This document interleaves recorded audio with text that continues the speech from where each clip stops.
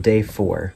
Day 4 was our all-day game drive. And when we say all-day game drive, we thought that it was going to be something like our previous all-day game drive at Serengeti. Well, turns out we were out all day. We were out for 12 and a half hours, 6:30 in the morning till 7 at night. We were searching for rhino. So we went into the national park in the northern Serengeti searching for rhino. And we went out to this far off place where apparently they don't want to go alone because they always get stuck out there. Yeah. So they asked another car to come with, and the people were like, okay, yeah, we can do an all day game drive. That sounds like fun.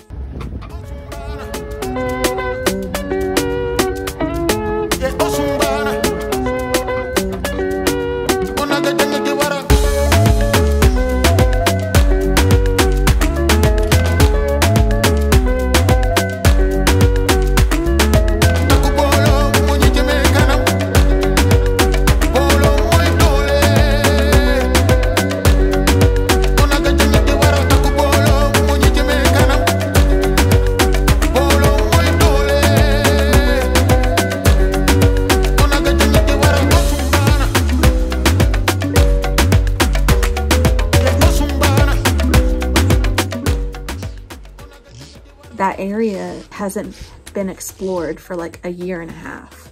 So there hasn't been a lot of cars there.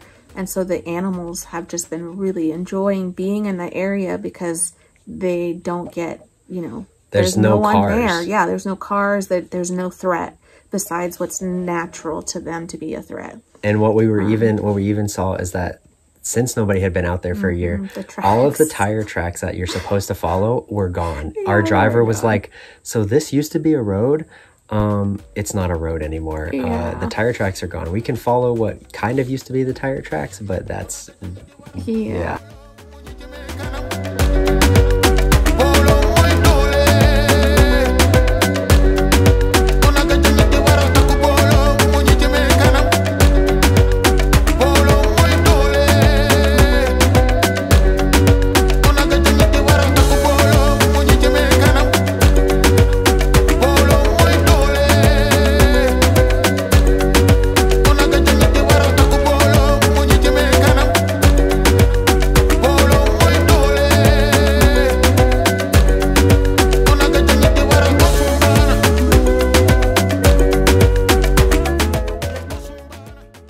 Our tracker and our guide. Our tracker's name is Loya Rata, I think. Yeah, Loya Rata.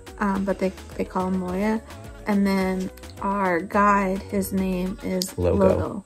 And so we were, they got out of the car a lot to like look at the ground and like look at everything because there are some parts that literally were like holes, and so you can get stuck in the holes. There are parts that were like wet, and so if you were to go through them, your vehicle could get stuck. And we actually did get stuck a couple of times. Like on our way out there, we got stuck in a hole, and they had to jack up the car and stick a bunch of logs underneath it to get enough traction so they could get out of the hole. And did we get stuck? We got stuck a couple times, like kind of in the mud. They had to get out and check to see where they could drive and where they couldn't.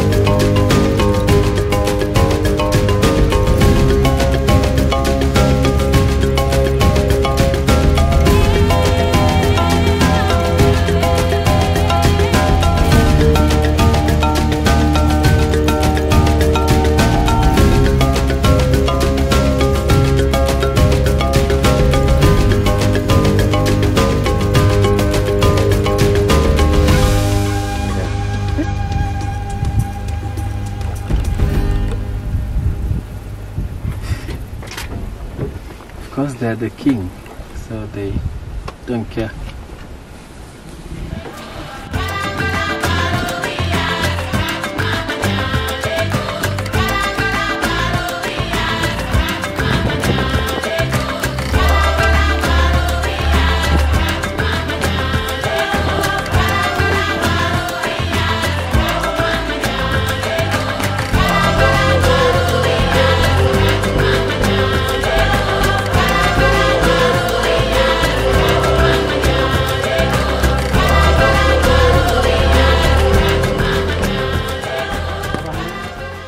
After going far out and then finding the lions and the cheetahs and having lunch out in the bush, we were going to try to take a different way home, but turns out the way that they were going to try to take home was part of a controlled burn.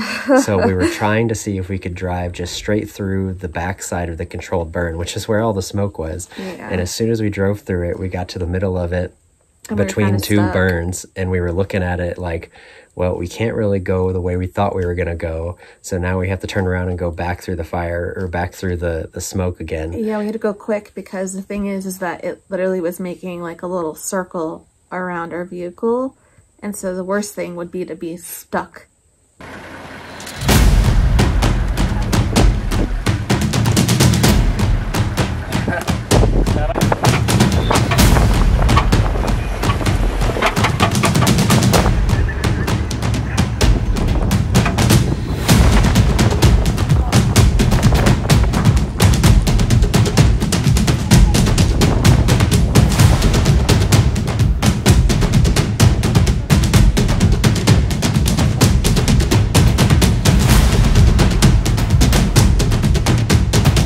Yeah, we got out of there pretty quick and just took the same route home.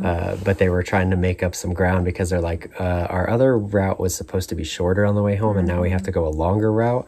So they're like, we're going to have to make up some ground. So they were trying to go quick. The one thing that's like funny to mention is that our guide and our tracker, when they find something that looks like an animal, but it's not an animal, like a rock or a log, they call it A.L.Ts, which means animal-looking things. And so the whole time, like, they would get super excited. They would stop the truck and they'd turn the ignition off, and they would be looking and standing and talking together, like pointing. And then our tracker would, you know, look through the lens and look at our guide and then tell him like, nah, man, that's a rock. That's a log. Or that's a log. Dude, that's two warthogs, and you'd see him split up and he'd be like, oh. And so it's just really funny because we were all like super excited, but every time we would look, we'd be like, ah, it's just an A.L.T.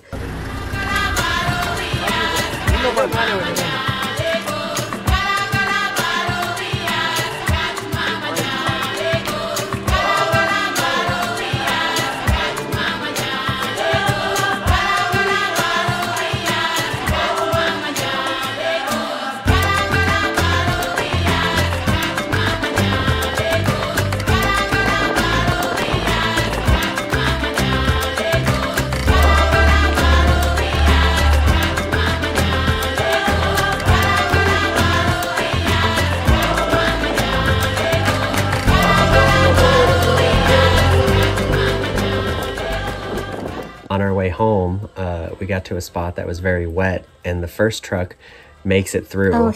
But I guess after the first truck made it through, because they were spinning their tires as much as they needed to get through, they dug some pretty deep holes that we then had to try to go through. So we got our truck stuck.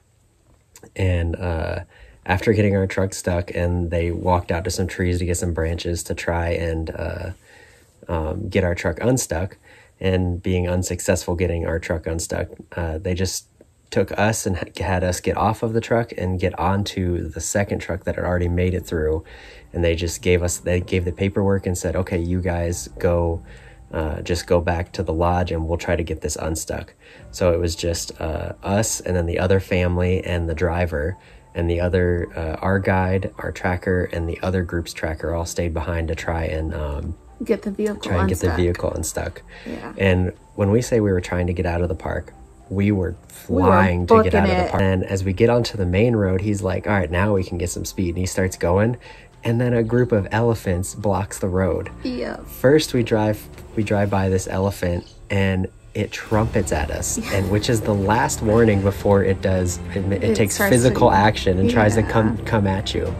So we drive by it, and it trumpets at us, and he's like, okay, we should probably keep going. And then we hit a second group of elephants, and this one blocks the entire road, and the matriarch stands in the middle and is like, no, you're gonna wait till we pass. So we're sitting there, and then we realize they have babies, like tiny babies with them. The smallest little elephant I've ever seen in my life, like super tiny. And they were having none of it that we were anywhere near them. And they tried to cross the road, and then they wanted to go back to the other side, and they saw that we were still sitting there. So on their way back to the other side, they made like this circle around the baby and just completely blocked the road and started coming down the road at us. So our driver had to flip the car around quickly so that our back end was facing the elephants, and he was like, it's okay, when they see the back end, it'll be fine. Which after they saw the back end of the car, it was fine. They literally did. They made their way across the street. Yeah. But as their group, they were coming at us, and we were like, why are they coming at us when they looked like they were crossing the street? And he's like, oh, we got to show them our back end, otherwise they think we're trying to be threatening. And so after the driver like pulled the vehicle where the back end was facing the elephants, they all crossed the street. And so then we were like, okay, it's safe to go now. And so he started to drive. But the thing is that they were still there on the side of the road. The matriarch was still right there. Yeah, she was like, no. And she started to run at us as we were driving by.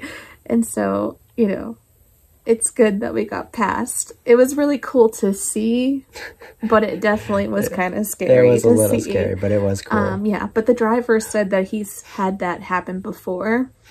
I think he was part of a group that actually had some chase them for an hour or something. Yeah. And so he had a lot of experience of what to do to like get out of the way and, you know, make sure everything is going to be nice and safe for both the elephants and us.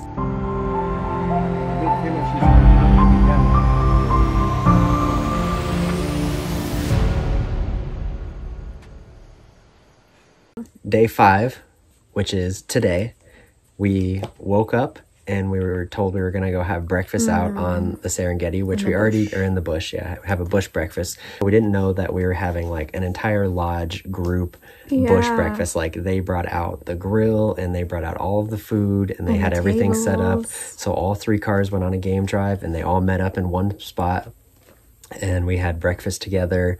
And this beautiful scenery. It was a beautiful bush breakfast this morning. It was really nice, and your guides get to sit with you and you get to talk to them about their culture and just, you know, just sharing stories and stuff. It was really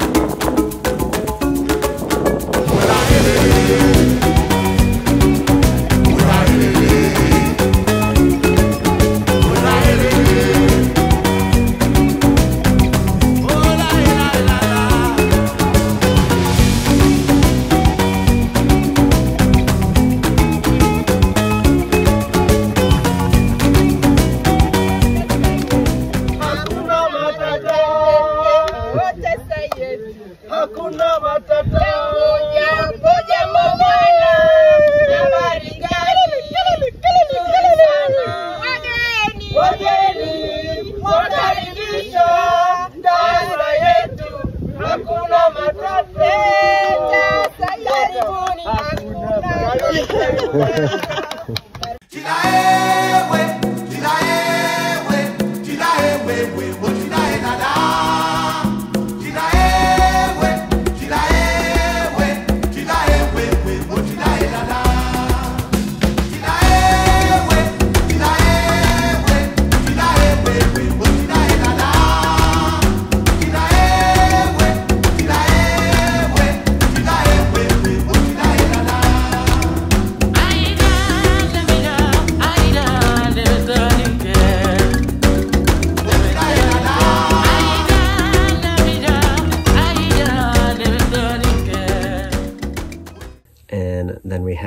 nice, relaxing afternoon like usual, and we're getting ready to go out on our afternoon / night game portion drive of our game drive. This is our final evening and night game drive of the trip.